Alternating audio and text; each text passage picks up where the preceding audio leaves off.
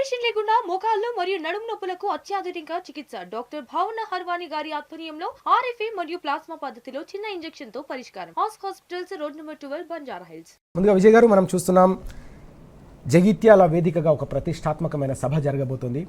ప్రాణాలకు తెగించి తెలంగాణ సాధించడమే కాకుండా 10 ఏళ్ల పాటు తెలంగాణను ప్రగతి ప్రస్థానంలో నడిపించిన కేసీఆర్ గారి సారథ్యంలో ఈరోజు జీవన్ రెడ్డి గారు, కాంగ్రెస్ పార్టీకి సంబంధించిన సీనియర్ నాయకులు జీవన్ రెడ్డి గారు బీఆర్ఎస్ పార్టీలో చేరబోతా ఉన్నారు.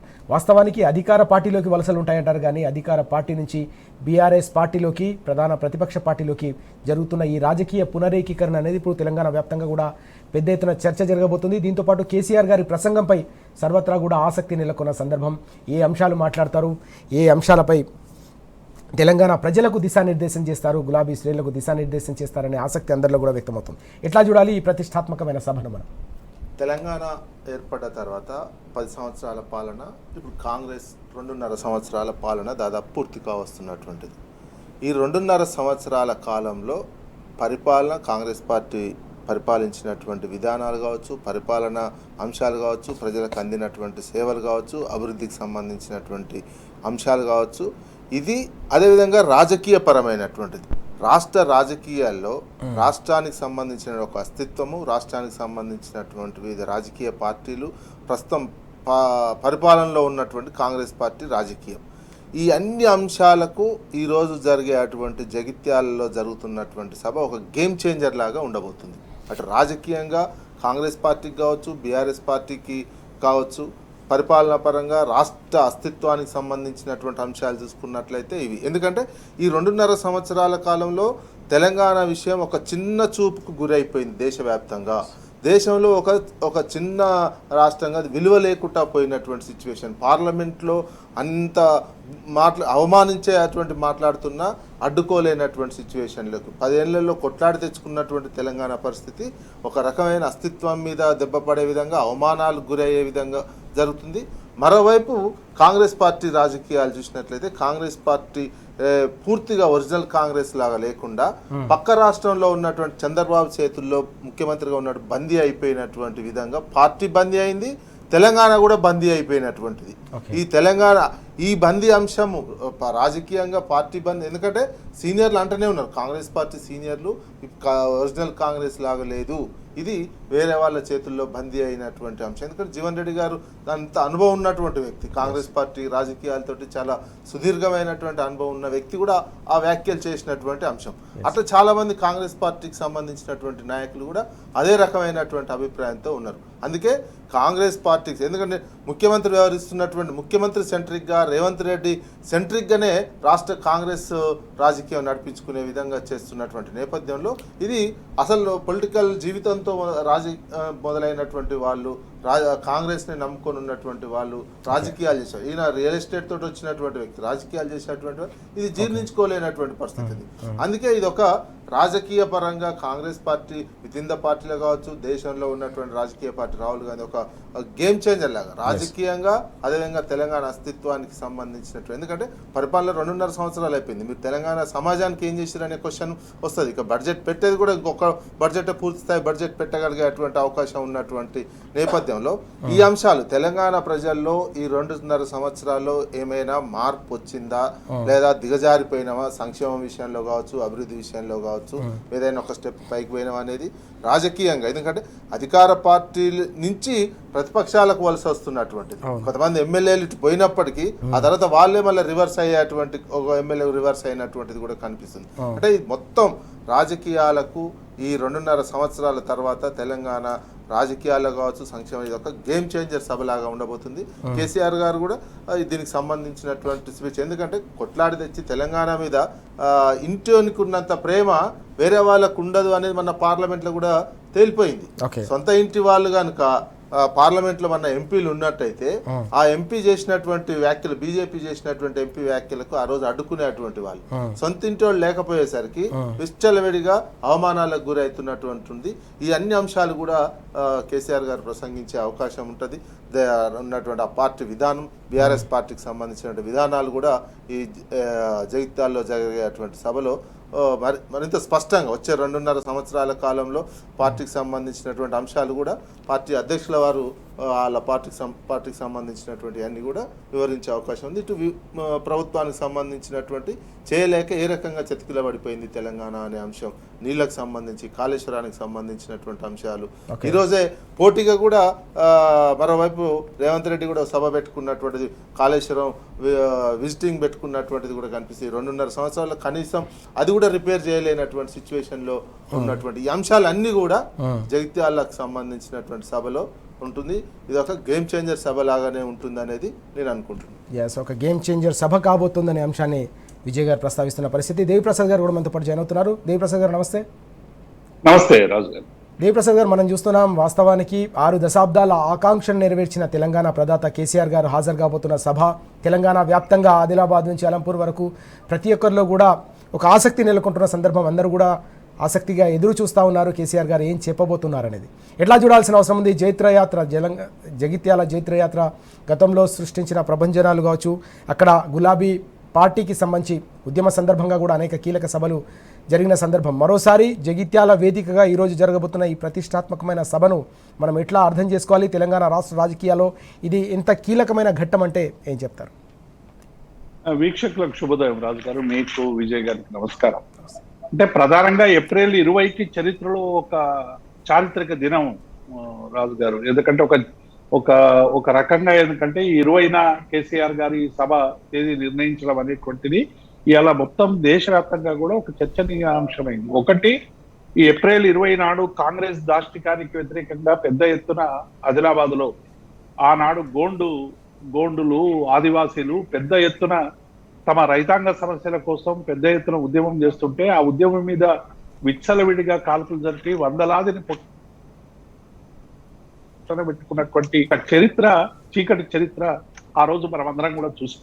అట్లాగే జగిత్యాలకు సంబంధించి జగిత్యాల జైత్రయాత్ర 50 ఏళ్ల కింద జరిగినటువంటి జగిత్యాల జైత్రయాత్ర, ఆ రోజు కాంగ్రెస్ పార్టీ అది చేస్తున్నటువంటి దాష్టికాలు, దుర్మార్గాలు, దౌర్జన్యాలు, పేదల మీద చేస్తున్నటువంటి నిర్బంధం, పేద ప్రజల తమ ఆధిపత్యం కోసం, ఆధిపత్య వర్గాలు చేస్తున్న తమ హక్కుల్ని అరచడం కోసం దానికి వ్యతిరేకంగా పెద్ద ఎత్తున జగిత్యాల వేదికగా ఒక జైత్రయాత్ర 50 ఏళ్ల కింద జరిగిందనేటువంటి విషయం మనకందరికి కూడా తెలుసు.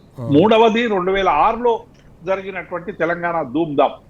ఆ రోజు టిఆర్ఎస్ పార్టీ ఆధ్వర్యంలో పెద్ద ఎత్తున తెలంగాణ ప్రజలందరూ కూడా తెలంగాణ రాష్ట్ర సాధన కోసం కేసీఆర్ నాయకత్వంలో కదులుతున్నటువంటి నేపథ్యంలో కవులు, కళాకారులు, మేధావులు, సబ్బండ వర్గాలు ఒక్కటై ఇక్కడే వేదికగా పెద్ద ఎత్తున ధూమ్ధాం నిర్వహించి ఈ 3 సందర్భాల్లో కూడా కాంగ్రెస్ పార్టీ మీద ఎక్కువ పెట్టినటువంటి ఒక విల్లుగా మనం ఈ జైత్రయాత్ర సభను మనం వర్ణించవచ్చు రాజుగారు. ఎందుకంటే కేసీఆర్ గారు ఈ రోజు ఎంచుకున్నటువంటి సందర్భం ఏంటంటే 2.5 సంవత్సరాల కాంగ్రెస్ పరిపాలన, విధ్వంసం అయిపోతున్నటువంటి విలువలు, విధ్వంసం అయిపోతున్నటువంటి తెలంగాణ అస్తిత్వం, ప్రజలకు ఇచ్చినటువంటి హామీల వైఫల్యం, అట్లాగే రెండవది ఇవాళ ఒక చారిత్రక సందర్భం కూడా ఏంటంటే కాంగ్రెస్ పార్టీ కుతకుతలాడిపోతున్నటువంటి కాంగ్రెస్ పార్టీ సీనియర్ నాయకులు అందరూ కూడా ఈ కుతకుతను, ఈ ఉక్కపోతను బద్దలు కొట్టి ఇవాళ జీవన్ రెడ్డి గారు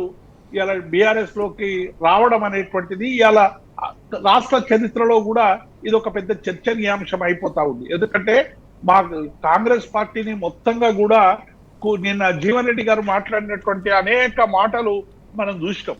రేవంత్ రెడ్డి కాంగ్రెస్ పార్టీ ఒక ప్రైవేట్ లిమిటెడ్ కంపెనీగా తయారైపోయింది, కాంగ్రెస్ పార్టీకి సంబంధించినటువంటి నాయకులకు కానీ కార్యకర్తలకు కానీ విలువ లేకుండా పోయింది, ఒకవైపు కూటమిని విచ్ఛిన్నం చేసేటువంటి ప్రయత్నం చేస్తా ఉన్నాడు, ఇంకొక వైపు కాంగ్రెస్ ని ఇక్కడ బొందబెట్టేటువంటి ప్రయత్నం రేవంత్ రెడ్డి స్వయంగా చేస్తా ఉన్నాడు, ప్రజలకు ఇచ్చిన హామీలన్నీ కూడా మర్చిపోతా ఉన్నాడు, ఇచ్చిన ఏ ఒక్క హామీ అమలు చేయకపోవడం వల్ల తెలంగాణ తెరలయ్యేటువంటి అవకాశం ఉంది. కాబట్టి మళ్ళీ కేసీఆరే రావాలి, కేసీఆర్ తోనే మళ్ళీ తెలంగాణ పునర్నిర్మాణం సాధ్యం అనేటువంటిది ఇవాళ జీవన్ రెడ్డి గారు బాహటంగా నిన్న మొన్న గత 2-3 రోజులుగా చెప్తున్నటువంటి వైనాన్ని మనం చాలా స్పష్టంగా చూస్తున్నాం. కాబట్టి జగిత్యాల సభలో కేసీఆర్ గారి మాటలు వినడానికి ఇవాళ మొత్తం తెలంగాణ అంతా ఇవాళ చెవులు 6 గంటల తర్వాత తెలంగాణ ప్రజలు, కోట్లాది మంది ప్రజల చెవులన్నీ కూడా విక్టోరియా అక్కడ ఉన్నటువంటి వివేకానంద గ్రౌండ్ వైపు చూసేటువంటి అవకాశం ఉంది. ఎందుకంటే కేసీఆర్ మాట్లాడితే తప్ప తప్ప ఈ తెలంగాణ పురివిప్పుకోదు అనేటువంటి ఒక భావన ఇలా సర్వత్రా నెలకొని ఉన్నటువంటి నేపథ్యం. ఎందుకంటే ఇన్ని దాష్టికాలు జరుగుతూ ఉన్నాయి, ఇన్ని దుర్మార్గాలు జరుగుతూ ఉన్నాయి. 9-9.5 ఏళ్లలో నీళ్ల కోసం, నిధుల కోసం, నియామకాల కోసం చేసినటువంటి అనేక ప్రయత్నాల్ని మళ్ళీ తిరోగమనం వైపు నడిపించేటువంటి ఒక ప్రయత్నం జరుగుతా ఉంది. ఈ ప్రయత్నాన్ని ఇప్పుడే అడ్డుకోకపోతే ఇది ఇంకా వినాశనము దిశగా పోయేటువంటి అవకాశం ఉంది. కాబట్టి ఒక తెలంగాణ రాష్ట్ర సాధన కోసం ఉద్యమించినటువంటి ఒక నేతగా, నాయకుడిగా, ప్రజల పట్ల ఒక నిబద్ధత కలిగినటువంటి నాయకుడిగా కేసీఆర్ గారు ఇవాళ అక్కడ సమరశంఖం పూరించేటువంటి అవకాశం ఉంది. మొత్తం కోట్లాది మంది ప్రజలందరూ కూడా ఇవాళ కేసీఆర్ చెప్పేటువంటి తన స్పీచ్ గురించి, తను ఇచ్చేటువంటి సందేశం గురించి, తను చూపేటువంటి మార్గం గురించి ఇవాళ అందరూ కూడా ఎదురు చూస్తున్నటువంటి నేపథ్యాన్ని మనం చూస్తా ఉన్నాం.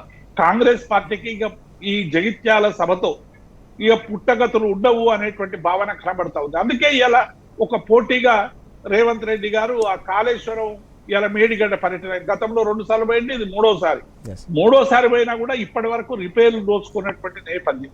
అంటే ఎక్కడైనా ఒక ప్రతిపక్ష నేత ఒక సమావేశం పెడుతుంటే పోటీగా సమావేశం పెట్టడం అనేటువంటిది మనం ఎప్పుడు కూడా చూడలేదు. ఎన్నికల సందర్భంగా జరుగుతాయి, ఓట్ల సందర్భంగా అప్పుడు ఉండేటువంటి సమయం కోసం జరుగుతాయి. కానీ ఇలా రేవంత్ రెడ్డి మీటింగ్ పెట్టుకున్న రోజు బీఆర్ఎస్ పార్టీ పక్కకే ఎక్కడైనా మీటింగ్ పెట్టుకుంటుందా? కనీసం రాజకీయ పరమైనటువంటి కొన్ని విలువలన్నా పాటించాలి. ఇలా మొత్తంగా కూడా డిస్టర్బ్ చేసేటువంటి ప్రయత్నం, అంటే జగిత్యాల సభకి ఈ జనం రాకుండా చేయాలని దుష్ట పన్నాగం, తర్వాత అక్కడ ఉండేటువంటి అనేక అడ్డంకులు సృష్టించేటువంటి ప్రయత్నం, ఇవి ఏవి చేసినా కూడా వాటిని అన్నింటినీ కూడా తొక్కిపట్టి ఇలా పెద్ద ఎత్తున ప్రజలు అక్కడ హాజరు కాబోతా ఉన్నారు. కేసీఆర్ ఇచ్చేటువంటి పిలుపు కోసం ఎదురు చూస్తా ఉన్నారు. రేపు ఇది ఒక వేదికగా, ఒక చారిత్రక మలుపుగా జగిత్యాల సభ నిలిచిపోతుంది. రాజధాని చరిత్రలో ఒక కీలక ఘట్టంగా జగిత్యాల సభ నిలిచిపోతుందని దేవిప్రసాద్ గారు అలాగే విజయ్ గారు చాలా స్పష్టంగా చెప్తున్న సందర్భాన్ని మనం చూసాం. పరిపాలనకు సగం కాలం పూర్తయిపోయింది. కాంగ్రెస్కు ప్రజలు ఇచ్చిన టైంలో హాఫ్ టైం అయిపోయింది. ఈ 2.5 ఏళ్లలో తెలంగాణను పూర్తిగా విధ్వంసం చేసిన నేపథ్యంలో ప్రతి ఒక్కరు కూడా కేవలం తెలంగాణకు శ్రీరామ రక్ష కేసీఆర్ గారి నాయకత్వం మాత్రమే బీఆర్ఎస్ పార్టీ అని చెప్పి బలంగా నమ్ముతున్న ఈ నేపథ్యంలో ఈసారి కేసీఆర్ గారు ఏం చెప్పబోతున్నారు, ఎలాంటి దిశానిర్దేశం చేయబోతున్నారు అనేది తెలంగాణలోని 4 కోట్ల ప్రజలు సర్వత్రా కూడా ఆసక్తిగా ఎదురు చూస్తున్న సందర్భం మనకు కనిపిస్తుందనే విషయాన్ని స్పష్టంగా వెల్లడిస్తున్న విషయాలు మనం ఇప్పటివరకు చూసాం. విజయ్ గారు, ఇక్కడ మనం చూస్తూ ఉంటే వాస్తవానికి ఇవాళ కేసీఆర్ గారి సభ జరుగుతున్న సందర్భం దాదాపు 2.5 ఏళ్ల కాలం పూర్తవుతున్న సందర్భంలో జరుగుతున్న సభ. కాంగ్రెస్ పార్టీకి, కాంగ్రెస్ సర్కార్ కొంత సమయం ఇవ్వాలనే ఆలోచనతో కూడా పార్టీ ఉన్నట్టుగా గతంలో కనిపించిన సందర్భాలు మనం చూసాం. ఈ క్రమంలో ఈ 2.5 ఏళ్లలో తెలంగాణలో జరిగిన విధ్వంసాన్ని ఎట్లా చూడాల్సిన అవసరం కనిపిస్తుంది? కాంగ్రెస్ పార్టీ ఎన్నికల సందర్భంలో ఇచ్చిన హామీలు, ఆ హామీల అమలులో వైఫల్యం, ప్రస్తుతం 2.5 ఏళ్ల పాలన తర్వాత తెలంగాణకు సంబంధించి గతంలో కేసీఆర్ గారు 10 ఏళ్ల పాటు కష్టపడి నిర్మించిన వ్యవస్థలను కూడా విధ్వంసం చేస్తూ ఉన్నారు. కేవలం హామీల అమలులో వైఫల్యమే కాదు, వ్యవస్థల విధ్వంసం కూడా జరుగుతుందనే ఒక ఆందోళన ప్రజల్లో నెలకొన్న ఈ తరుణంలో జరగబోతున్న సభ అనేది ఎట్లా చూడాల్సిన అవసరం? 2.5 సంవత్సరాల కాలంలో కాంగ్రెస్ పాలన విషయాన్ని తెలంగాణ సమాజం కూడా ఒకసారి రివైండ్ చేసుకోవాల్సినటువంటి అవసరం ఉంది. దీంతో ఈ 2.5 సంవత్సరాల్లో ప్రారంభం నుంచే మొదలైంది విధ్వంసం. ఒక బుల్డోజర్లు విధ్వంసం నుంచే తన ప్రమాణ స్వీకారం నుంచి మొదలుపెట్టినటువంటి ఆ తర్వాత ఆ విధ్వంసం సామాన్య ప్రజలు, పేదల వైపు మరింత దూకుడుగా పోయింది. హైడ్రా పేరుతోటి హైదరాబాద్లో అల్లకల్లోలం చేసినటువంటి సిచ్యువేషన్. అదే వాళ్ళకు సంబంధించిన మంత్రులు, ముఖ్యమంత్రి బంధువులకు సంబంధించి మాత్రం వికాసం వేల కోట్ల రూపాయలు ఉన్నది. విధ్వంసం నుంచి వాళ్ళ సొంత వికాసం వరకు తీసుకుపోయి పరాకాష్ఠగా తెలంగాణ అస్తిత్వాన్ని పూర్తిగా తాకట్టు పెట్టే విధంగా తెలంగాణ అస్తిత్వం లేకుండా చేసేటువంటి పరిపాలన కొనసాగింది.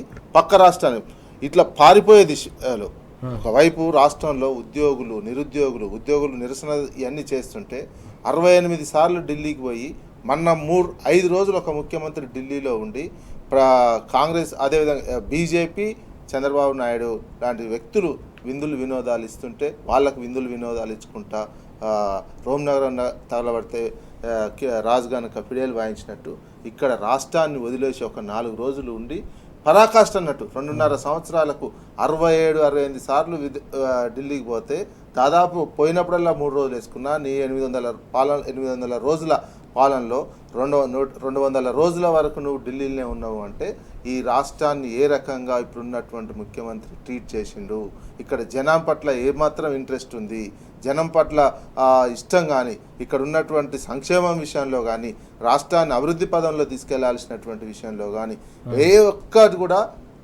ప్రజల వైపు కోణంలో ఆలోచించేటువంటి లేదు. వ్యవసాయ రంగం చూసుకున్నా, పారిశ్రామిక రంగం చూసుకున్నా, సేవా రంగం చూసుకున్నా, ఆర్థిక వ్యవస్థ ఏ రకంగా కునారిల్లిందో కూడా చూస్తున్నాం. కొద్ది రోజులైతే డిప్లేషన్కి వెళ్ళిపోయినటువంటి సిచ్యువేషన్, ద్రవ్యోల్బణం నుంచి మైనస్లోకి వెళ్ళిపోయాయి. ఎందుకు? ఒక పరిపాలన కోణం ఏ రకంగా పరిపాలించాలో, ఒక రైతు కోణంగానో పారిశ్రామిక సెంట్రిక్గానో పరిపాలన లేదు. ఎంతసేపటికి విధ్వంసం, మనం భయపెట్టించాలి, బ్లాక్మెయిల్ చేయాలి, నేను సొంతంగా సంపాదించుకోవాలి అనే ఈ కోణంలోనే తన పరిపాలన ఈ 2.5 సంవత్సరాలు కొనసాగింది.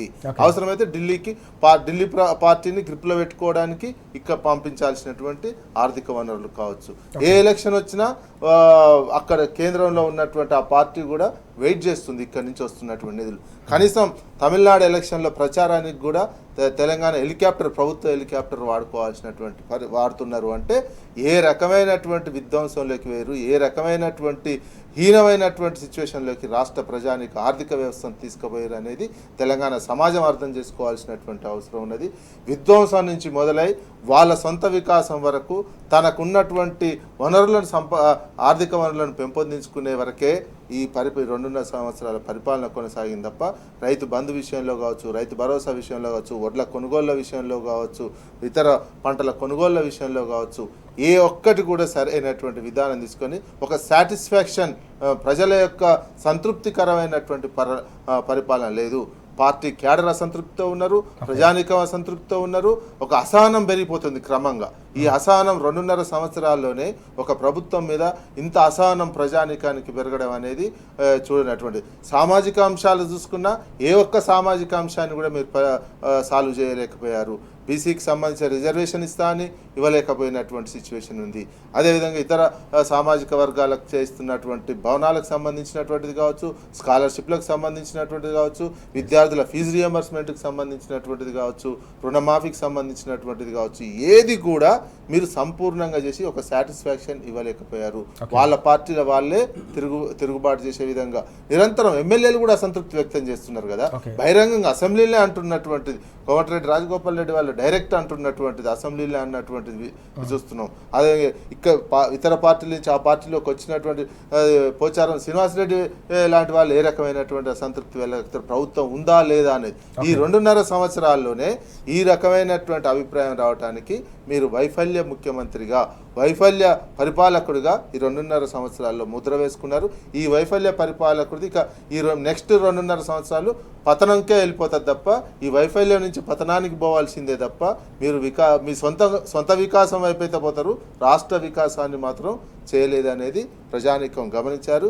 ఈ 2.5 సంవత్సరాల తర్వాత నెక్స్ట్లో జరగబోయేది ఈరోజు జరుగుతున్నటువంటి సభలో ప్రతిపక్షంగా ఉన్నటువంటి పార్టీ ఏం చెప్తుందో చూడాల్సినటువంటి అవసరం ఉంది. ఎస్, దేవిప్రసాద్ గారు, మనం చూస్తున్నాం వాస్తవానికి తెలంగాణలో ఓవైపు నిరుద్యోగులు నిరసనలతో హోరెత్తిస్తున్న సందర్భం, ఉద్యోగులు కదం తొక్కుతున్న పరిస్థితి, రిటైర్డ్ ఉద్యోగులు ఏకంగా 86 మందికి పైగా మరణించారనే వార్త ప్రతి ఒక్కరిని కూడా తీవ్ర విషాదానికి గురి చేస్తున్న సందర్భం.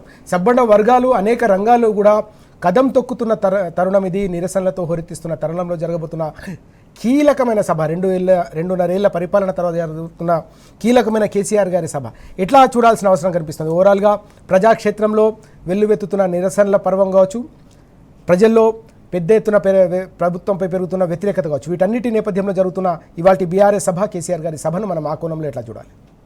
ఇప్పుడు రాజు గారు, కేసీఆర్ గారు అనేక పోరాటాలు, అనేక త్యాగాల ఫలితంగా వచ్చినటువంటి తెలంగాణ ప్రజల సంక్షేమం, అభివృద్ధిని 9.5 ఏళ్ల పాలనలో అందరికీ అంటే సంపద పెంచాలి, ప్రజలకు పంచాలి అనేటువంటి నినాదంతో వారు మొత్తంగా కూడా అనేక సంక్షేమ పథకాలు చేసి తెలంగాణని ఒక అద్భుతమైనటువంటి రాష్ట్రంగా తీర్చిదిద్దినటువంటి సందర్భాన్ని మనం ఈరోజు ప్రజలందరూ కూడా గుర్తు చేస్తున్నారు.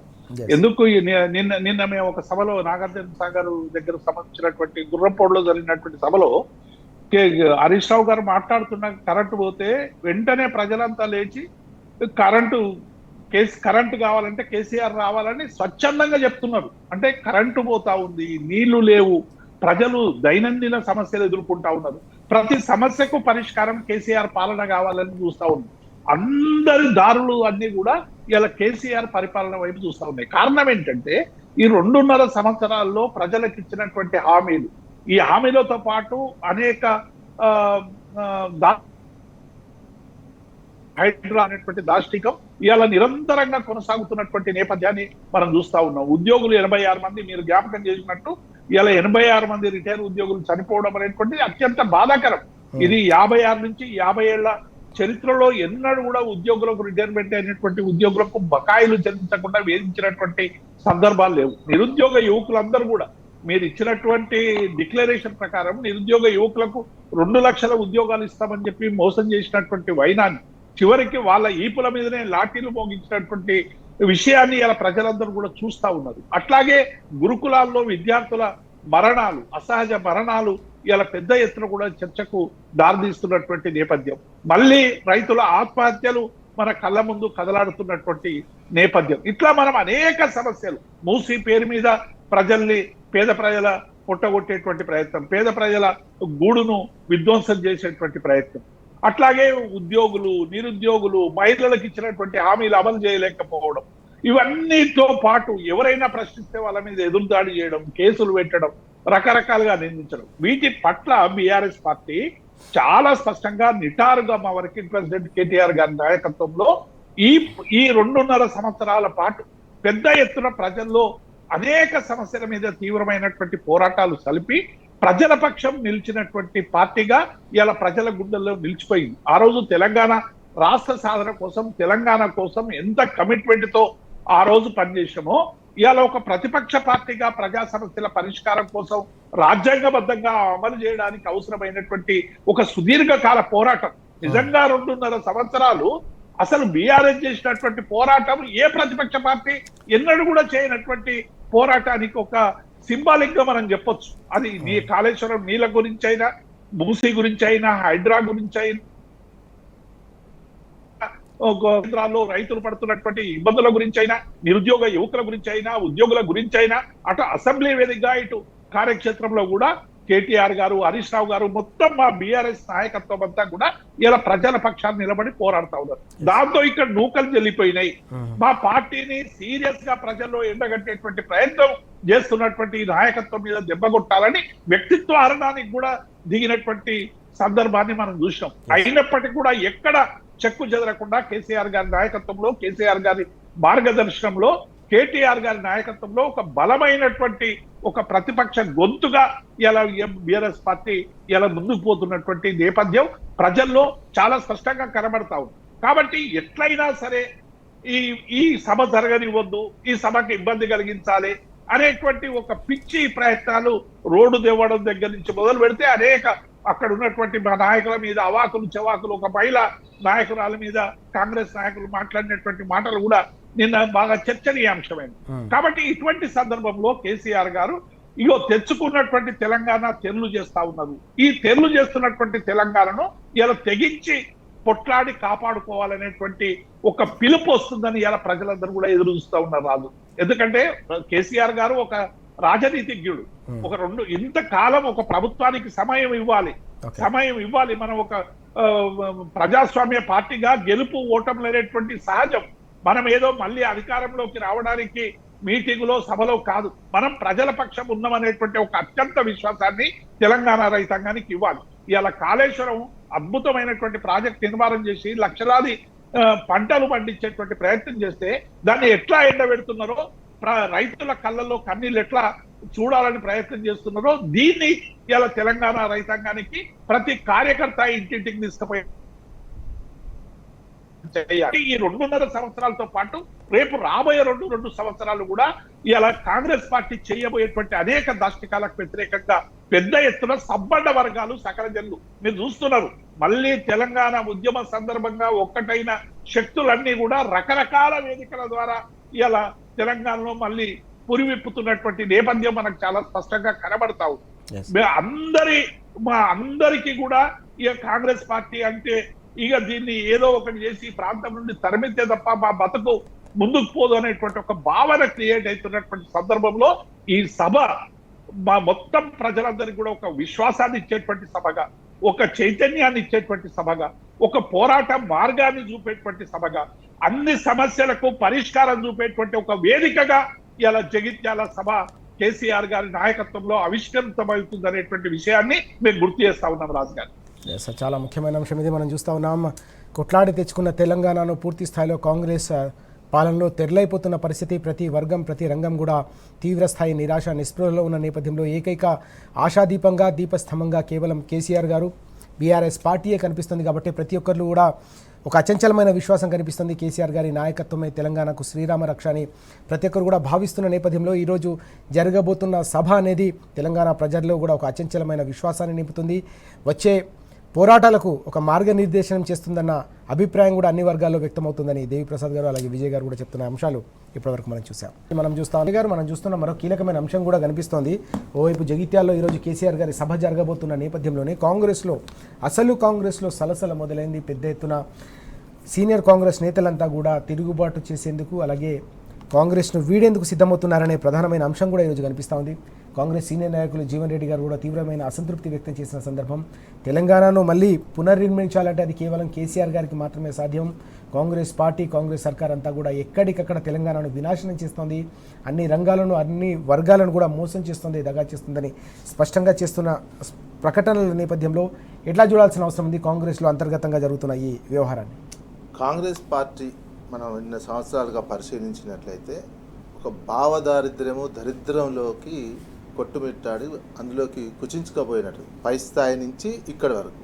ఏఐసిసి ఉన్నటువంటి రాహుల్ గాంధీ కూడా అదే సిచ్యువేషన్లో వాళ్ళు ఒక పూర్తి పతనావస్థలో ఉన్నటువంటి ఒక దేశానికి ప్రత్యామ్నాయం చూపించలేక ఒక రెడ్ హ్యాండెడ్గా దొరికినటువంటి వ్యక్తిని ఇంత మంచి రాష్ట్రానికి, దేశానికి ఆర్థిక ఇంజన్గా ఉంటున్నటువంటి ఒక రాష్ట్రానికి రెడ్ హ్యాండెడ్గా అవినీతి చేస్తూ దొరికినటువంటి వ్యక్తిని ముఖ్యమంత్రిగా పెట్టుకోవడంతోనే ఆ పార్టీ ఎంత పతనావస్థలో ఉందనేది, ఎంత భావదారిద్ర్యం, స్వతంత్రం తెచ్చినామని చెప్తున్నటువంటి పార్టీ ఎంత దీనావస్థలో ఉందనేది చాలా క్లియర్గా అర్థమవుతుంది.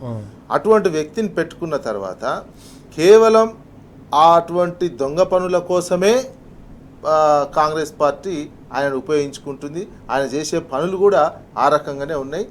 దాంతోపాటు ఉన్నటువంటి ఒరిజినల్గా కాంగ్రెస్ పార్టీని నమ్ముకొని ఉన్నటువంటి సీనియర్లని పక్కకు పడేసి తానకున్నటువంటి రాజకీయంగా పబ్బం కట్టుకోవడానికి మొత్తం రాహుల్ గాంధీ టీంని, ప్రియాంక గాంధీ టీంని, కేసీ వేణుగోపాల్కి సంబంధించినటువంటి వీళ్ళని మేనేజ్ చేసుకోవడం కోసమే తెలంగాణ రాష్ట్ర ముఖ్యమంత్రి పదవిని ఉపయోగించుకుంటున్నారు. ఇందులో భాగంగా ఎవరు కాంగ్రెస్ పార్టీలో ఇక్కడ గట్టిగా ఏమైనా ప్రశ్నించినా, తనకు కావలసినటువంటి ఏది చేసినా వాళ్ళని క్రమంగా బయటికి పంపించేటువంటి వ్యూహాలతోటి కాంగ్రెస్ పార్టీని నడుపుతున్నటువంటిది. ఇది కాంగ్రెస్ పార్టీ లక్షణం లేదు, గతంలో లేదు ఇట్లాంటి కాంగ్రెస్ పార్టీ గతంలో ఉన్నటువంటి సిచ్యువేషన్లో. రాహుల్ గాంధీ కూడా దేశంలో ఎక్కడ అధికారం లేదు. కాంగ్రెస్ పార్టీ శివకుమార్ పని అయిపోయినట్టుంది కర్ణాటకలో. ఇప్పుడు శివకుమార్ పొజిషన్లో దేశానికి కావాల్సిన, కాంగ్రెస్ పార్టీకి కావాల్సిన నిధులన్నీ కూడా, ఆర్థిక వనరులన్నీ కూడా, ఇతర సహకారాలన్నీ కూడా ఇక్కడి నుంచే వెళ్తున్నాయని కనిపిస్తున్నటువంటిది ఉన్నది. అందుకోసం వాళ్ళు కూడా చూడనట్టు ఉంటున్నటువంటి నేపథ్యంలో ఇక్కడ జీవన్ రెడ్డి లాంటి వాళ్ళు, అదేవిధంగా కాంగ్రెస్ పార్టీకి సంబంధించిన ఎమ్మెల్యే అనిరుద్ధ్ రెడ్డి లాంటి వాళ్ళు కావచ్చు, కోమటిరెడ్డి రాజగోపాల్ రెడ్డి లాంటి వాళ్ళు కావచ్చు, ఇంకా సీనియర్గా ఉన్న మంత్రులు కూడా పైకి మాత్రం మన ఉత్తమ్ కుమార్ రెడ్డి, అదేవిధంగా కోమటిరెడ్డి వెంకటరెడ్డి కూడా వాళ్ళు ఇంటర్నల్గా మాట్లాడుకునే కూడా ఫోన్ ట్యాపింగ్ చేసుకొని విని వాళ్ళని ఏమంటే ప్రశ్నించినటువంటిది. వాళ్ళని కూడా ఒక రకమైనటువంటి కంట్రోల్లో పెట్టి వాళ్ళు కూడా ఏంది, ఇక ఈ పార్టీ బాగుపడదు, నెక్స్ట్ 6 నెలల వరకు చూద్దాము, లాస్ట్ 6 నెలలలోపు ఎటు ఉంటే అటు పోదాము అనే ఒక ఆలోచనతోటి చాలామంది పార్టీ నాయకులు ఉన్నారు. ఎందుకంటే రాహుల్ గాంధీ పూర్తిగా ఈయన మీదనే డిపెండ్ అయ్యి దేశ పార్టీ నడుపుతున్నారు. ఇన్ని సంవత్సరాలు, దాదాపు 60-70 సంవత్సరాలు పరిపాలించినటువంటి, మేము పాలన చేసినామని చెప్తున్నటువంటి, దేశానికి చూపించినామని చెప్తున్నటువంటి కాంగ్రెస్ పార్టీ తన అంతర్గత విషయంలో ఒక రెడ్ హ్యాండెడ్గా దొరికినటువంటి వ్యక్తి మీద ఆధారపడి దేశ రాజకీయాలు చేస్తున్నారంటేనే ఏ రకమైనటువంటిది ఉన్నదో కనిపిస్తుంది. ఓ రకమైనటువంటి ఐక్యత కాంగ్రెస్ పార్టీలో రాష్ట్రంలో ఐక్యత లేదు, దేశంలో కూడా ఉన్నటువంటి దాంట్లో బిల్లు వచ్చినటువంటి దాంట్లో ఒక ప్రత్యామ్నాయం చూపించలేకపోయారు. ప్రత్యామ్నాయము 50% రిజర్వేషన్ డీలిమిటేషన్ అనేది ఒక విధానం, అది కరెక్టా కాదా చెప్పలేదు. అదంటే ఈయన ముఖ్యమంత్రి గారు దానికి హైబ్రిడ్ సిస్టమ్ అని ఒకటి తీసుకొచ్చి పెట్టారు. కాంగ్రెస్ పార్టీ విధానం అది. ఒక ముఖ్యమంత్రి ఆ స్థాయిలో అనౌన్స్ చేసిరు. సిడబ్ల్యూసి దానికి సంబంధించినటువంటి ఖండన లేదు.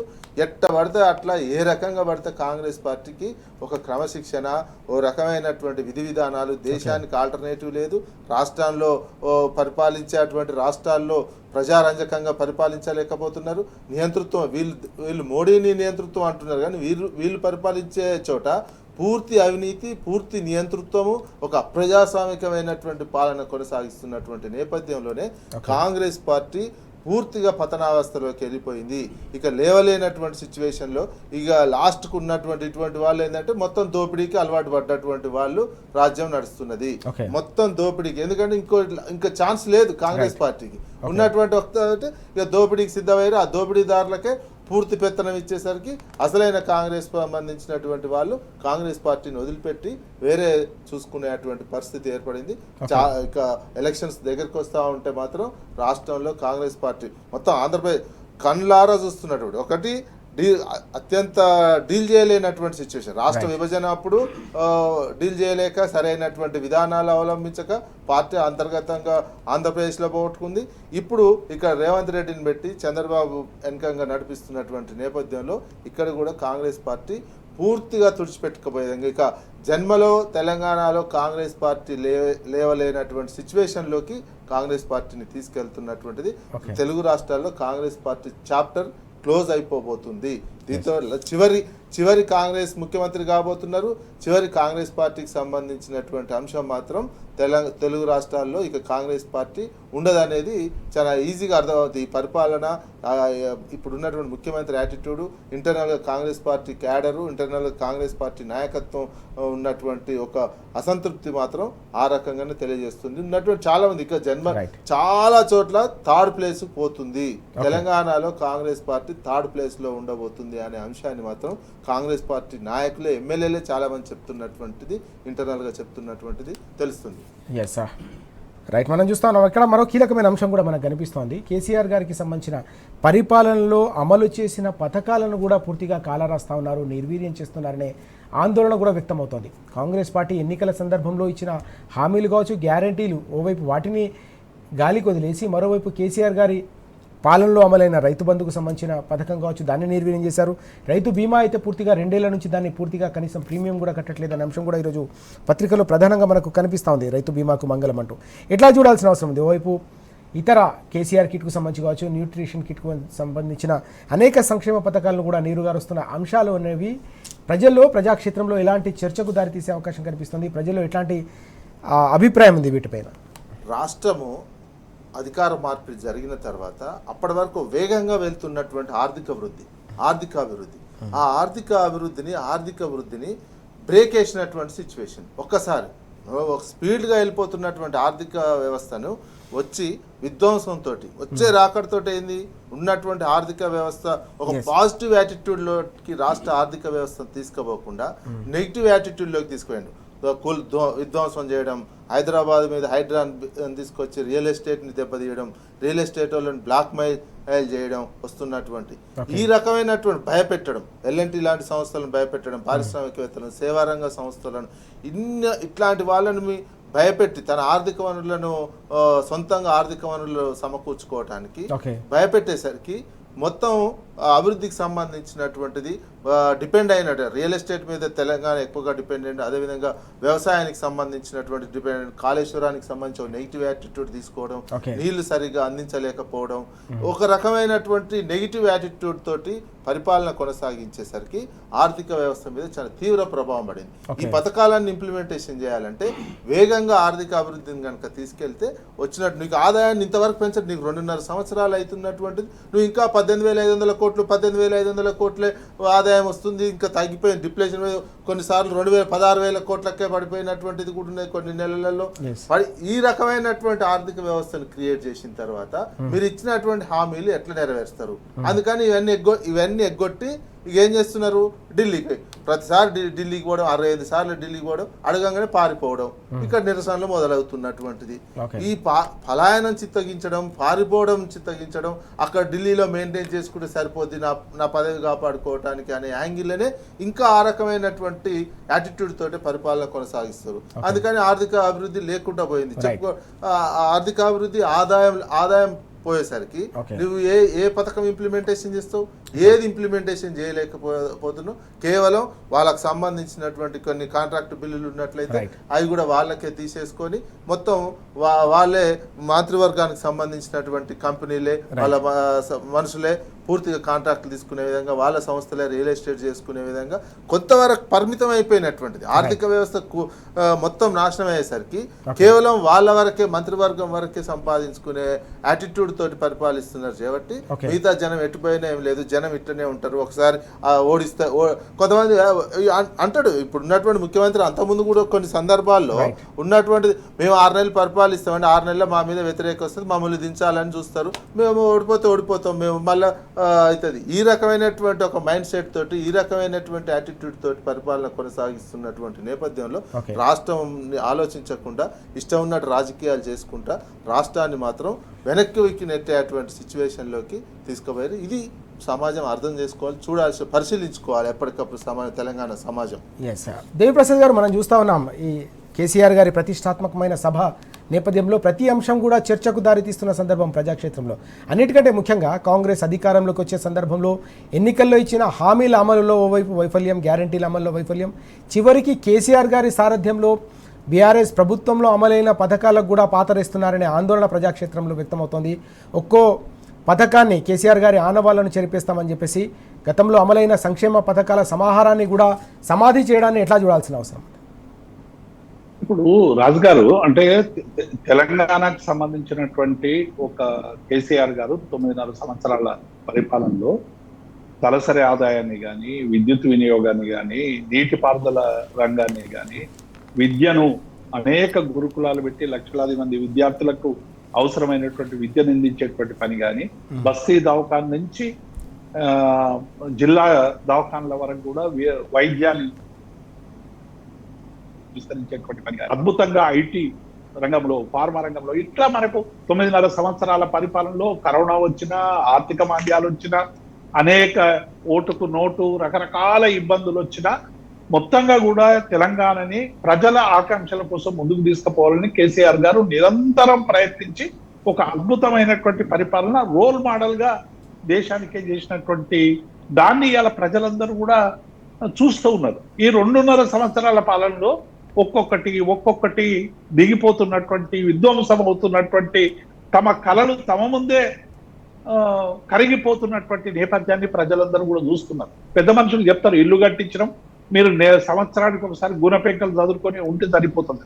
కేసీఆర్ గారు అద్భుతమైనటువంటి ఇన్ఫ్రాస్ట్రక్చర్ క్రియేట్ చేసి ఇవాళ కొత్త సబ్ స్టేషన్లు పెట్టాల్సిన అవసరం లేదు, ట్రాన్స్ఫార్మర్లు పెట్టాల్సిన అవసరం లేదు, పెద్దగా ప్రాజెక్టులు కట్టాల్సినటువంటి అవసరం లేదు, ఉన్నాయి పూర్తి చేస్తే సరిపోతుంది, 90% అయిపోయినాయి. విద్యాలయాలు కట్టించుండు, కలెక్టరేట్లు కట్టించుండు, అద్భుతమైనటువంటి రహదారులు నిర్మించుండు. ఇవన్నీ కూడా కనీసం మెయింటెనెన్స్ లేకుండా ఇవాళ కేసీఆర్ ను ఎట్లా దుడిపేస్తారు? అంబేద్కర్ విగ్రహం 125 అడుగుల అంబేద్కర్ విగ్రహాన్ని బంధించి ఇంతకాలం అంబేద్కర్ సందర్శన లేకుండా చేసినటువంటి దాన్ని అన్ని సామాజిక వర్గాలు చూసినాయి. బీఆర్ఎస్ పార్టీ హెచ్చరికతో మొన్న 14వ తారీఖు నాడు ఆయనను విముక్తి చేసి దర్శన భాగ్యం కలిగించినటువంటి దుర్మార్గాన్ని చూసినాం మనం. అంటే దర్శనం చేసుకోవడానికి కూడా అంబేద్కర్ గారిని ఒక మహోన్నత నాయకునికి అవకాశం లేకుండా చేసినటువంటి పరిస్థితిని మనం కళ్ళారా చూసినాం. ఇలా రైతాంగం అంతా కూడా కష్టపడి ఇలా పంటలు పండించడానికి అవసరమైనటువంటి రైతు బంధు ఇస్తే ఒక్కొక్క ఎకరానికి ఒక్కొక్క సభ రాజు గారు ఎంత విచిత్రం చూడండి. మొన్న ఒక ఎకరానికి డబ్బులు వేస్తామంటే ఒక దగ్గర సభ పెట్టి ఇవాళ ఇంకొక ఎకరానికి ఇంకొక సభ, 3 ఎకరానికి 3వ సభకి 4వ సభ. అంటే మీరు ఎన్ని ఎకరాలకు ఇచ్చుకుంటూ పోతారు, ఎన్ని సభలు పెట్టుకుంటూ పోతారు? కేసీఆర్ ఎప్పుడైనా ఇది రాజకీయంగా ఉపయోగించుకోవడానికి ప్రయత్నం చేసిందా? ఒకే రోజు ప్రారంభించి వారం 10 రోజుల్లో దీన్ని కంప్లీట్ చేసేటువంటి ప్రయత్నం కేసీఆర్ గారు చేశారు. ఇవన్నీ గుర్తొస్తున్నాయి. ఇవాళ మత్తళ్ళు, ఎండాకాలం మత్తళ్ళు వారేటువంటి తెలంగాణ పల్లెల చెరువులన్నీ కూడా ఇవాళ కళావిహీనమైపోతా ఉంటే కేసీఆర్ ప్రతిబింబం కనబడతా ఉంది ప్రజలకు. ఇలా ఎక్కడ చూసినా కరెంటు పోగానే కేసీఆర్, గురుకుల విద్యార్థి చనిపోతే కేసీఆర్ జ్ఞాపకం వస్తున్నాడు. ఇవాళ ఉద్యోగులకు డిఏ రాకుంటే, పిఆర్సీ రాకుంటే అయ్యో కేసీఆర్ పరిపాలనలో ఇట్లా లేవే అనేటువంటి బాధలో కేసీఆర్ గుర్తొచ్చేటువంటి ప్రయత్నం చేస్తా ఉన్నాడు. అంటే ప్రతి పనిలో, ప్రతి దగ్గర, ప్రతి గుండెల్లో ఇవాళ కేసీఆర్ తెరపడం సాధ్యమవుతుందా రాజుగారు? అంటే ఇది ఒక పిచ్చి ప్రయత్నం తప్ప, అంటే ఒక ప్రతీకార పాలన, ఒక షాడిస్ట్ పాలన తప్ప ప్రజలకు మేలు చేయాలి, ప్రజలకు ఈ స్కీములు పౌష్టికాహారం పిల్లలకి ఇవ్వాలని కేసీఆర్ గారు కేసీఆర్ కిట్ కానీ పౌష్టికారానికి సంబంధించిన కిట్లు ఇస్తే ఇవాళ మీరు వాళ్ళకి దాని లోపంగా ఉండేటువంటి శిశువులు జన్మించాలనే ప్రతీకారవాన్ చేయండి రాజుగారు. ఇది ఎంత దుర్మార్గం చెప్పండి. ఇది ప్రజల పన్నుతో ఇచ్చేటువంటి సంక్షేమ పథకాలు, ప్రజల కోసం ఏర్పడేటువంటి సంక్షేమ పథకాలు, ప్రజల పన్నులతో ఉండేటువంటి పథకాలు, వీటిని కూడా మీరు పక్కకు పెట్టి ఇవాళ ప్రతీకార పాలన చేసి, అంటే కేసీఆర్ లాంటి ఒక టాలెస్ట్, ఒక రాజనీతిజ్ఞుని తెలంగాణ అంతా ఒక్కటి చేసి తెలంగాణ రాష్ట్రాన్ని సాధించినటువంటి నాయకుని పట్ల ఇట్లా వ్యవహరించడం అనేటువంటిదే ఇవాళ కాంగ్రెస్ పుట్టి మునగడానికి ప్రధాన కారణమవుతుంది అనేటువంటి విషయాన్ని వారు గమనిస్తలేరు. ఎందుకంటే కేసీఆర్ గారి పట్ల తెలంగాణ ప్రజలు ఒక కనెక్టివిటీ, ఒక పేగుబంధం, ఒక బాండింగ్. కేసీఆర్ అంటే ఒక విశ్వాసం, కేసీఆర్ అంటే ఒక పోరాట రూపం, కేసీఆర్ అంటే ఒక ఉద్యమ శక్తి, కేసీఆర్ అంటే మానవీయ కోణం, కేసీఆర్ మునిగిపోయినటువంటి రైతులకు ఒక వాటికి అవసరమైనటువంటి సహాయాన్ని చేసేటువంటి ఒక సంబంధిలో మునిగిపోయినటువంటి ఒక రైతు, అన్ని కోణాలు, ఒక ఇంజనీర్గా, ఒక రైతుగా, ఒక ఉద్యోగిగా, ఒక విద్యార్థిగా ఎన్ని ఆలోచించి ఇన్ని సంక్షేమ పథకాలు పెడితే కనీసం వాటిని కొనసాగించాలనేటువంటి ఈ దుర్గతి తెలంగాణకి ఎందుకు అనేటువంటిది ఇవాళ ప్రతి వర్గంలో కూడా చర్చ జరుగుతూ ఉంది. మీరు తెలంగాణ అస్తిత్వానికి సంబంధించినటువంటి తెలంగాణ తల్లిని మార్చొచ్చు, లేకుంటే కేసీఆర్ పేర్లను ఇంకొక పేరు మీద మార్చొచ్చు. కానీ కేసీఆర్ గారు తెలంగాణలో పెట్టినటువంటి అనేక మానవీయ కోణంతో పెట్టినటువంటి అనేక చారిత్రక మరి అభివృద్ధిని చెరపడం అనేటువంటిది 1000 రేవంత్ రెడ్డిలతోనైనా సాధ్యం కాదు. ఎందుకంటే అవి సజీవంగా ప్రజలు అనుభవించినటువంటి ఫలాలు. ఇలా రివర్స్ మైగ్రేషన్ అనేటువంటిది ఎందుకు వచ్చింది రాజు గారు? ఇలా వ్యవసాయం అంతా సంక్షోభంలో ఉంటే దాన్ని పండుగగా మార్చేటువంటి ప్రయత్నం చేసిండు కేసీఆర్ గారు. వేల కోట్ల రూపాయలు ఖర్చు పెట్టి 24 గంటల విద్యుత్తుని తీసుకొచ్చి ప్రాజెక్టులు కట్టి రీఛార్జ్ చేసి రైతాంగానికి అవసరమైనటువంటి ఒక సహాయంగా రైతు బంధు అనేటువంటి అద్భుతమైన పథకం తీసుకొచ్చి ప్రతి అంశాన్ని క్షుణ్ణంగా పరిశీలించి చేసినటువంటి నాయకుడు. కాబట్టి ఇలా కేసీఆర్ గారి జగిత్యాల సభ అనేటువంటిది ఇది కేవలం అదొక చేరికకు సంబంధించినటువంటి సభ కాదు రాజుగారు. ఇది మొత్తం తెలంగాణ ప్రజలకు సంబంధించినటువంటి అస్తిత్వానికి, వాళ్ళ భవిష్యత్తు పురోగమనానికి ఏర్పడేటువంటి ఒక రహదారిగా ఏర్పడేటువంటి ఒక గొప్ప చారిత్రక సభ. ఈ కాంగ్రెస్ పార్టీ చేస్తున్నటువంటి దుష్పరిణామాలు, దేశవ్యాప్తంగా జరుగుతున్నటువంటి పరిణామాలు, రాష్ట్రంలో రోజు రోజుకు జరుగుతున్నటువంటి దాష్టికాలు, వీటికి వ్యతిరేకంగా బీఆర్ఎస్ కార్యకర్తలు ఎన్ని కష్టాలు వచ్చి 2.5 సంవత్సరాలుగా నిటారుగా నిలబడుతున్నారు. ఏ ఒక్కడో తల నాయకుడు పోతే పోవచ్చు పార్టీలో, కానీ లక్షలాది మంది బీఆర్ఎస్ సైనికులు వాళ్ళ మీద కేసులు పెట్టినా, వాళ్ళని ఇబ్బందులు పెట్టినా, వాళ్ళని ఏమి చేసినా కూడా నిటారుగా మేము కేసీఆర్ గారితోనే ఉంటాం. మేము పుట్టిన నుంచి చావు దాకా కేసీఆర్ గారు ఇచ్చినటువంటి సంక్షేమ పథకాలని మేము పదే పదే గుర్తు చేసుకుంటామని ఇలా 3 తరాలు ఇలా కేసీఆర్ గారు వెంట నడవడానికి ఇలా సిద్ధంగా ఉన్నాయి. కాబట్టి ఇలా జగిత్యాల సభ అనేటువంటిది ఇది డెఫినెట్ గా ఒక చారిత్రక సభ. ఇది తెలంగాణ ఉద్యమాన్ని మళ్ళీ 2వ దశలో జరిగేటువంటి తెలంగాణ హక్కుల్ని కాపాడుకునేటువంటి ఉద్యమానికి సభ. ఎందుకంటే పార్లమెంట్ లో చూసినాం ఎంత దుర్మార్గంగా తెలంగాణను ఇలా భారతీయ జనతా పార్టీ నాయకులు ఇష్టం వచ్చినట్టు తెలంగాణ ఉద్యమాన్ని అవమానపరిచే రీతిగా మాట్లాడారు. 8+8=0 అని కేటీఆర్ అంటే ఇలా చాలా మంది చాలా రకాలుగా ప్రేలాపనలు వేలేదు. ఇలా నిజంగానే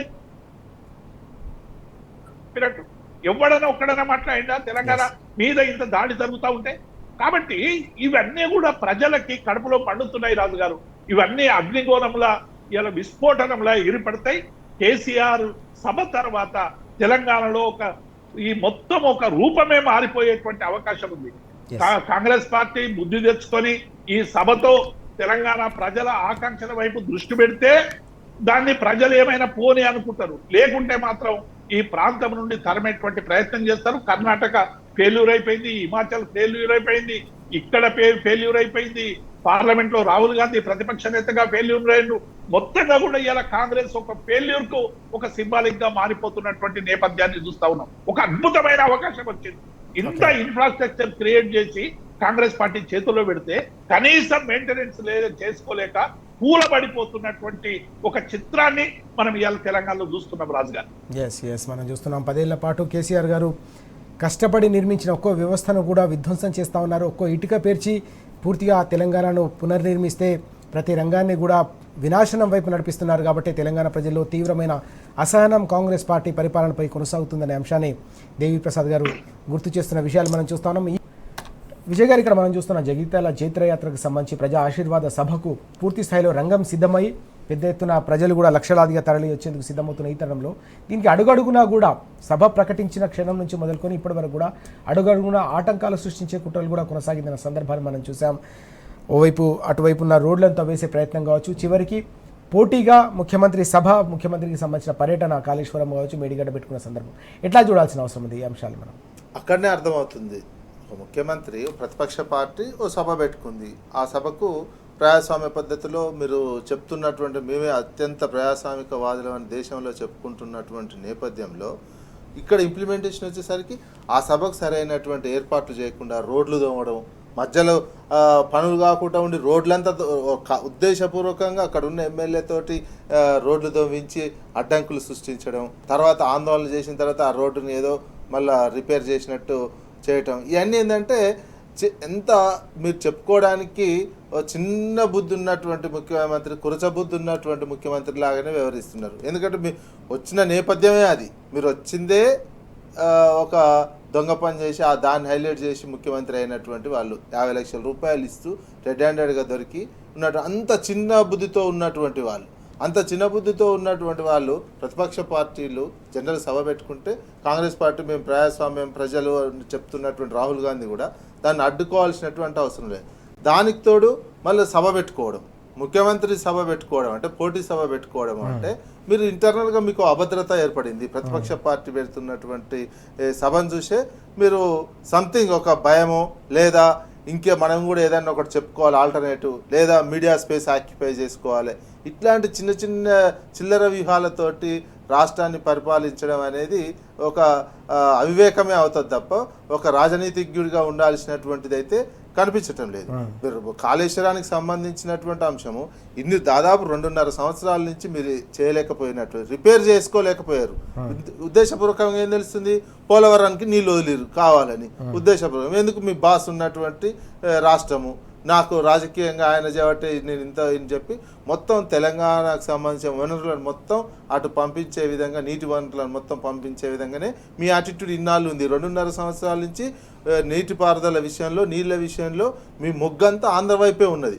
ఆంధ్రప్రదేశ్ వైపే మీ మొగ్గు ఉంది. మానసికంగా, టెక్నికల్గా ఏది చూసినా దీన్ని రిపేర్ నీకు ఉన్నటువంటి నీకు కట్టి ఇచ్చినటువంటి దాన్ని వస్తే రిపేర్ చేసుకోకుండా ఎన్డీఎస్ఏ సాకు చూపించి, పరీక్షల ఈ టెస్టులు చూపించి, ఆ టెస్టులు చూపించి దాన్ని సాగదీస్తూ గడిపినటువంటిది. ఇప్పుడు కూడా ఈ రోజు కూడా ఉత్తుత పర్యటనే దీనికి పోటీగా పెట్టినటువంటిదే కనిపిస్తుంది తప్ప నిర్దిష్టంగా ఇంతవరకు ఎట్లా దానికి సంబంధించిన రిపేర్లు చేస్తారనేది లేదు.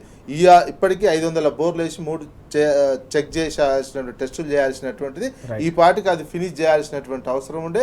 అది ఫినిష్ చేయకుండా ఇంకేదో చేయబోతే ఇది నెక్స్ట్ ఇయర్ వరకు కూడా, నెక్స్ట్ మే వరకు కూడా రిపేర్లకు సంబంధించినటువంటిది తేల్చకుండా పెట్టే అవకాశం కనిపిస్తుంది. ఉన్నటువంటి సాంకేతిక పరిజ్ఞానాన్ని ఉపయోగించుకోలేకపోవడంతో ఈ సాంకేతిక ఇప్పుడు ఉపయోగించిన నెక్స్ట్ ఇయర్ వరకు కూడా అవుతుంది. ఆ నెక్స్ట్ ఇయర్ రిపేర్ అవుతుందా లేదా తెలియదు. ఎందుకంటే ఇప్పుడు ఎలినినో ప్రభావం వచ్చిందని అంటున్నటువంటి నేపథ్యంలో, కరువు వస్తున్నటువంటి నేపథ్యంలో చేయకపోతే నెక్స్ట్ ప్రజలు ఇబ్బందికరంగా ఎక్కడ తిరుగుబాటు, ఎక్కడ అసంతృప్తి వస్తుందో, రైతాంగంలో ఇంకేమైందనో భయం కొద్దీ మేము రిపేర్ చేస్తున్నట్టు ఒక డ్రామా లాగా కనిపిస్తున్నదే తప్ప ఇక్కడ పోటీ సభ ఉన్నందుకు నేను పోటీ పెట్టి ఇవాళ రైతు బంద్ ఒకటి వేస్తా అని చెప్పడం కోసం ఇష్యూని డైవర్ట్ చేసే విధంగానే వ్యవహరిస్తున్నారు తప్ప నిజమైన చిత్తశుద్ధి, నిజమైన రిపేర్ చేసే విధంగా రైతాంగానికి నీళ్ళు అందించాలి, రైతాంగానికి రైతు భరోసా టైంకి ఇవ్వాలి అనే ఒక యాటిట్యూడ్, ఆ కాన్సెప్ట్, ఆ రకమైనటువంటి మైండ్ సెట్ మాత్రం ప్రస్తుత ప్రభుత్వానికి లేదనే అనిపిస్తుంది. రైట్. దేవిప్రసాద్ గారు, ఎట్లా చూడాల్సిన అవసరం ఉంది? వాస్తవానికి తెలంగాణకు సంబంధించిన జల వనరులను అడుగడుగునా కూడా పక్క రాష్ట్రానికి దోచిపెడుతున్నారనే చర్చ ఇప్పటికే రైతాంగంలో తీవ్రమైన ఆగ్రహానికి కారణమైన సందర్భాలు అనేక మనం చూసాం. వీటన్నిటిపై బీఆర్ఎస్ పోరాటాలు కూడా ప్రజాక్షేత్రంలో కొనసాగుతున్నాయి. ఈ క్రమంలో జరగబోతున్న కేసీఆర్ గారి ప్రతిష్టాత్మకమైన సభకు కూడా అడుగడుగున ఆటంకాలు సృష్టించడం కావచ్చు, ఈరోజు పోటీగా మరో సభ పెట్టడం కావచ్చు, ఎట్లా అర్థం చేసుకోవాల్సిన అవసరం ఉంది వీటన్నిటి? రాజు గారు, అంటే కేసీఆర్ గారి మాట తెలంగాణలో ఎంత తీవ్రమైనటువంటి ప్రభావం చూపుతుందో దీన్ని బట్టి రేవంత్ చేష్టలు మనకు అర్థమవుతా ఉన్నాయి. ఒకవైపు ఏమో స్థానికంగా ఇబ్బందులు పెట్టేటువంటి ప్రయత్నం ఒకవైపు చేస్తా ఉన్నారు, ఇంకొక వైపు ఏమో మీకు నామినేటెడ్ పోస్టులు ఇస్తామని చెప్పి ఎర చూపించేటువంటి ప్రయత్నం చేస్తూ జగిత్యాల్లో ఉన్నటువంటి నాయకులతో ప్రత్యేకమైనటువంటి సమావేశాలు ఏర్పాటు చేసినటువంటి నేపథ్యాన్ని చూసినాం. మూడో వైపు ఇక సరిపోదు, ఇది సరిపోదు అని చెప్పి ఇలా పోటీగా మేడిగడ్డ టూర్ మీద ఒక బహిరంగ సభను పెట్టి దానికి ఏదో ఎకరానికి డబ్బులు ఇస్తాం రైతు బంధుకు అని చెప్పి ఇంకొక డ్రామా చేసేటువంటి ప్రయత్నం చేస్తా ఉన్నారు. మీరు ఎన్ని డ్రామాలు చేసినా, ఎందుకంటే మీరు డ్రామాలు చేయాల్సినటువంటి అవసరం లేదు, ప్రజలకు ఇచ్చినటువంటి హామీలు అమలు చేస్తే డెఫినెట్ గా కేసీఆర్ వైఖరి ఇంకొకలాగా ఉండేది. కానీ మీరు ఇచ్చిన హామీలు అమలు చేయకుండా తెలంగాణను మీరు అనేక రకాలుగా ఒక అభివృద్ధి పథకంలో పోతున్నటువంటి తెలంగాణని, దేశవ్యాప్తంగా ప్రజలందరూ చూపున్నటువంటి తెలంగాణ పట్ల ఇలా మీరు అనుసరిస్తున్నటువంటి విధానాల వల్ల ప్రజలకు అభద్రత భావం అనేటువంటి మాట వాస్తవం. ఇలా హైడ్రా తీసుకొచ్చి మీరు హైడ్రా వల్ల చేసినది పేద ప్రజలు ఇల్లు కూడగొట్టిరు, పెద్ద ఇల్లు కాపాడారు. దాంతో ఇలా రాష్ట్ర వ్యాప్తంగా కూడా రియల్ ఎస్టేట్ రంగం అంతా కూడా కుదేలైపోయింది. ఇలా మీరు రేట్లు పెట్టుడు, అనధికారికంగా ఎస్ఎఫ్టీకి ఇంత రేట్ అని పెట్టడం వల్ల చిన్న చిన్న బిల్డర్లు, పెద్ద బిల్డర్లు అందరూ కూడా ఇక మాకు సరైనటువంటి బిజినెస్ జరగదు అనేటువంటి పద్ధతిలో ఇలా మొత్తం రియల్ ఎస్టేట్ అంతా కూడా కుదేలైపోతున్నటువంటి నేపథ్యాన్ని చూస్తా ఉన్నాం. అట్లాగే పారిశ్రామిక రంగానికి సంబంధించి కూడా ఎట్లా కుదేలైపోతున్నదో మన కళ్ళ ముందు కనబడుతున్నటువంటి నేపథ్యం.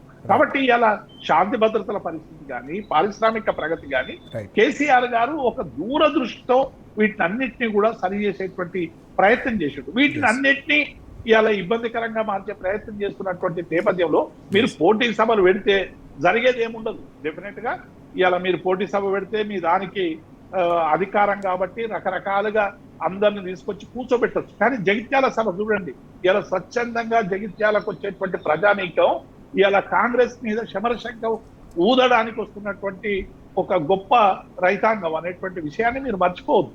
ఎందుకంటే నీళ్ళిచ్చి ఇంతకాలం పంటలు పండించి అద్భుతంగా వ్యవసాయాన్ని ముందుకు తీసుకుపోయినటువంటి ఇలా వ్యవసాయాన్ని అంతా కూడా కుదేలు చేస్తున్నటువంటి కాంగ్రెస్ పార్టీ మీద ఈ జగిత్యాల సభ అనేటువంటిది డెఫినెట్ గా ఇది రైతాంగం ఆక్రోశానికి ఒక సింబల్ గా మారబోతుంది. రాజు గారు, మనం చూస్తా ఉన్నాం, ఎవరెన్ని ఆటంకాలు సృష్టించినా, ఎన్ని రకాల ప్రలోభాలకు గురి చేసినా, పోటీ సభలు పెట్టినా కూడా కేసీఆర్ గారి సారథ్యంలో ఈరోజు తెలంగాణ వ్యాప్తంగా కూడా ప్రతి ఒక్కరిలో ఆసక్తిని రేకెత్తిస్తున్న జగిత్యాల జైత్రయాత్ర సభ, ప్రజా ఆశీర్వాద సభ అనేది తెలంగాణ రాష్ట్ర రాజకీయాల్లో ఒక కీలక ఘట్టంగా నిలిచి ఉంటుందని దేవిప్రసాద్ గారు అలాగే విజయ్ గారు కూడా చాలా స్పష్టంగా చెప్తున్న సందర్భం. తెలంగాణ రాజకీయాలను మలుపు తిప్పే సభగా నిలిచి ఉంటుంది. 2.5 ఏళ్ల పరిపాలనలో తెలంగాణను ఏ రకంగా కాంగ్రెస్ సర్కారు విధ్వంసం చేసిందో ప్రతి అంశంపై కూడా ఈరోజు చర్చ జరుగుతోంది. తప్పకుండా ఈరోజు కేసీఆర్ గారి ప్రసంగంలో ఏ అంశాలు ప్రస్తావిస్తారు, ఎలాంటి దిశానిర్దేశం చేస్తారు, గులాబీ శ్రేణులకు కావచ్చు తెలంగాణ ప్రజానీకానికి ఎలాంటి దిశానిర్దేశం చేస్తారనేది సర్వత్రా కూడా అందరూ ఆసక్తిగా ఎదురుచూస్తున్న సందర్భం. ఆ సభకు సంబంధించిన మినిట్ టు మినిట్ అప్డేట్స్ ఎప్పటికప్పుడు టీ న్యూస్లో కొనసాగుతూనే ఉంటాయి. Thank you very much Vijay గారు అలాగే దేవిప్రసాద్ గారు చర్చలో పాల్గొన్నందుకు థ్యాంక్ యూ సో మచ్.